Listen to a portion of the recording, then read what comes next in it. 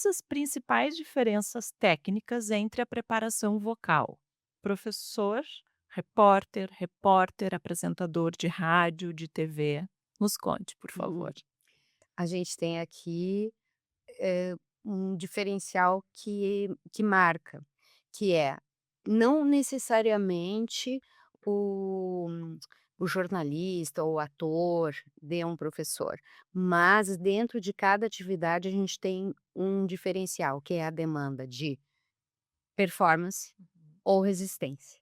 Então vamos lá, a performance é uma coisa que a gente sempre precisa, porque, enfim, se comunicar bem Uhum. é indispensável hoje em dia, praticamente todas as profissões, mas resistência nem todos, né. Certo. Então, a resistência diz respeito à forma de usar a voz, o período, há quanto tempo, a pessoa tem que utilizar a voz profissionalmente. Uhum. Então, obviamente, um professor tem a demanda de resistência e performance. Mas, por exemplo, um jornalista que trabalha com narração de futebol, ele tem uma exigência de resistência além de performance. Um ator que tem que trabalhar com volume de voz intenso, nem sempre tem Uhum. amplificação, tem uma demanda de resistência.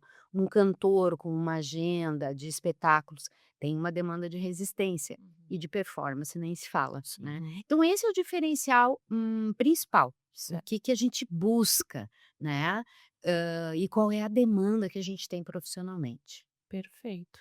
E como é que o profissional, né, o fonoaudiólogo ajuda o profissional da voz a encontrar a sua identidade, a sua voz própria, sem cair no estereótipo do vozeirão? Uhum. A gente tem aqui, falando de vozeirão, uma questão muito recente, se a gente for pensar. É Hum. muito contemporâneo hoje buscar uma comunicação interativa. Não queremos mais um locutor que está transmitindo a mensagem de um veículo, por Uhum, exemplo. Não, hoje a gente quer saber a opinião do, não a opinião, mas assim, a gente quer ouvir o comunicador, uhum. né? Então, o que a gente tem hoje uma nomenclatura de comunicador e não mais de locutor, Uhum. né. A figura do locutor hoje em dia ela basicamente existe só para locução comercial, para dubladores e tal. E, então nos veículos de comunicação a gente não vai ter mais o locutor, a gente tem o profissional da comunicação. E, então o que busca é a interatividade, logo a naturalidade. Então, Hum. esse é o desafio principal. E a busca da naturalidade pressupõe usar a sua voz neutra, pressupõe usar a sua voz com mínimas ou os melhores ajustes. A gente não pode esquecer, né, que a Uhum. fonação é uma função adaptada. E Sim. como é que eu adapto a minha função? Eu posso adaptar jogando muito a minha voz para o nariz, ou Hum. eu ter falar mais em sorriso, ter uma ressonância mais faríngea, né. Uhum. Uhum. Então, a gente vai buscar a melhor adaptação do ponto de vista vocal. Uhum. E muitas vezes de aspectos de linguagem. Então, Uhum. quando a gente faz uma avaliação do profissional da voz, a gente vai ver aspectos de fala, Uhum. aspectos de improviso, de Uhum. organização de ideias e, muitas vezes aspectos de fala estão relacionados a alterações de motricidade oral. Sim. A gente vai pegar um frênulo de língua curto, a gente vai pegar um respirador oral, né, e Uhum. obviamente isso vai ter impacto na fala. Então, a gente fala de aprimoramento vocal, mas o trabalho é muito mais abrangente, a gente vai trabalhar com linguagem, com voz, com motricidade, orofacial e, sei lá, pode ser que eu esteja esquecendo até de alguma especialidade aqui, Aham, né, mas é aham. muito amplo o trabalho. Tanto que a formação do profissional da voz, ela tem que também ser bem ampla. Eu comecei trabalhando só com especialidade de voz. Sim. Aí eu comecei a me deparar com disfunção de ATM, tem Uhum. paciente que tem uma alteração de fala por disfunção de Sim. ATM, por respirador oral, freno de língua curto, e fui fazer minha especialização na área de MO, Uhum. né. Uhum. Agora eu trabalho muito com o aspecto motor também, de aprendizagem, a gente estava aqui falando em Aham. formação nessa área de aprendizagem motora. E assim é, o bacana de trabalhar com aprimoramento vocal é a gente tá sempre buscando, Uhum. né. E o outro aspecto é conhecer a demanda específica de Certo.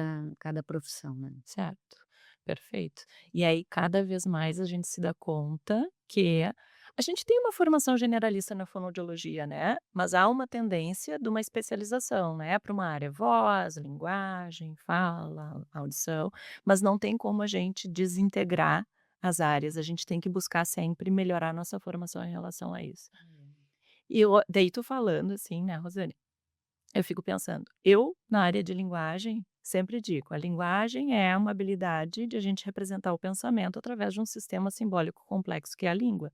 E tudo isso vai ser veiculado pela fala, mas não tem como a gente esquecer a voz nessa atividade motora que é a Uhum, fala, né? uhum. Ela é como se fosse uma roupa. Posso fazer essa analogia? Acho que sim. A roupa para a fala. E quanto mais bonita ela for, melhor vai comunicar. Porque, ao fim e ao cabo, tudo serve para comunicação, para a gente Uhum. trocar informação entre nós, né.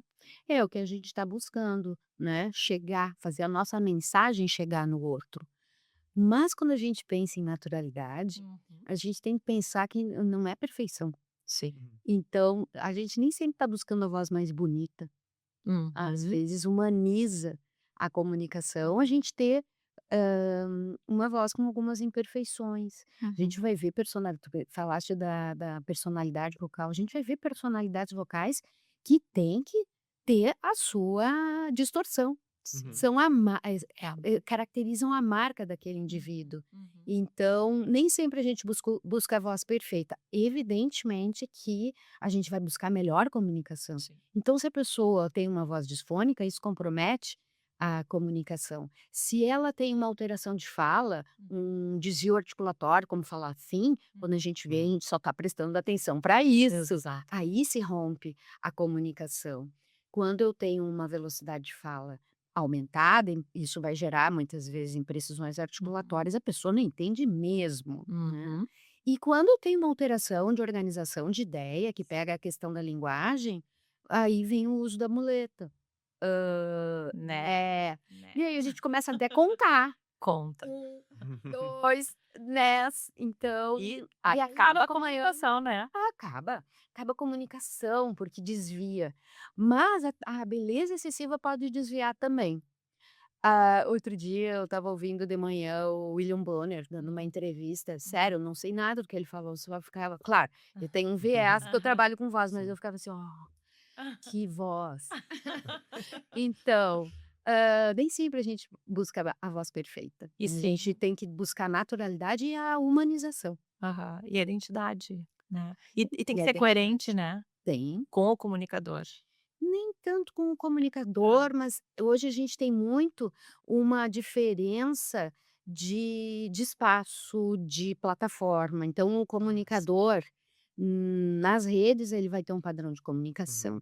O comunicador num podcast vai ter um padrão de comunicação, assim, um pouco mais elaborado, Uhum, né. uhum. E numa aula e no rádio, na TV, vai depender do Do conteúdo. programa. Certo. Então tem uns programas super rigorosos em que a gente vai esperar um grau de coloquialidade pequeno. Uhum. Se uma Sim. pessoa vai usar o R no verbo infinitivo, Sim. comprar, falar, e tem outros programas, inclusive aqui que se eu falar comprar, vão pensar assim: "Ai, Rosane é Tá nossa, como ela é forçando. forçando, como ela força", Sim. né. Entendi. Então o ajuste desse grau de coloquialidade, ele é fundamental. E isso passa por a gente se sentir naquele ambiente. Uhum. Não passa por cognitivo, vou falar todos os R's, não, eu vou me conectar com esse grau de formalidade dessa situação de comunicação.